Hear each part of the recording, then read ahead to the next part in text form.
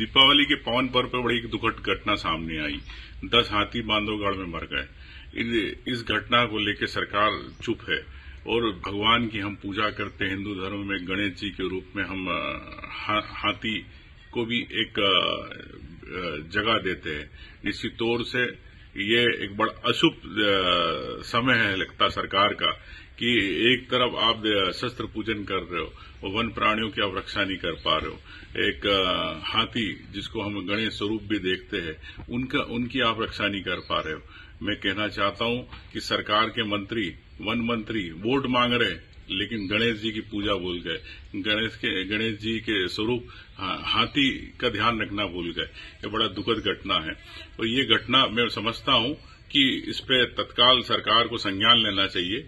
उन आदिवासी जो वहां पे कई सालों से रहते आ रहे, उनका वन प्राणियों से हमेशा संबंध पुराना रहा, ताना बाना। ये हाथी पलामू जिले से, झारखंड से हमेशा आते रहे, कुछ कर्नाटक से आते रहे, लेकिन पिछले 4 साल में कोई ऐसी जानकारी है कि 2020 से लोग यहीं रहने लग गए। फिर इन्होंने होम रेंज बना लिया। इस होम रेंज के अंदर 4 साल के अंदर सरकार ने क्या करा?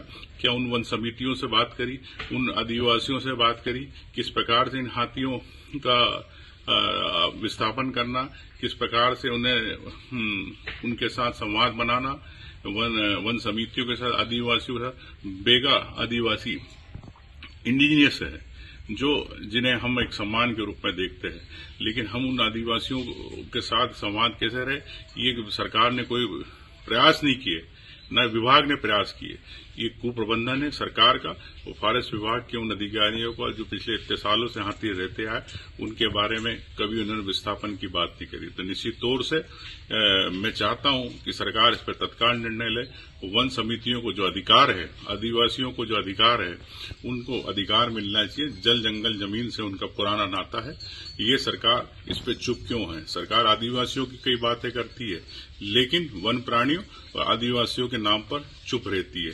ये सरकार उन वन प्राणी और आदिवासी विरोधी सरकार है। तत्काल सरकार को इस पर कार्रवाई करना चाहिए, चाहे अधिकारी हो, चाहे कुप्रबंधन है, ये उसकी जवाबदारी, उन किसानों की, उन आदिवासियों की जवाबदारी नहीं है।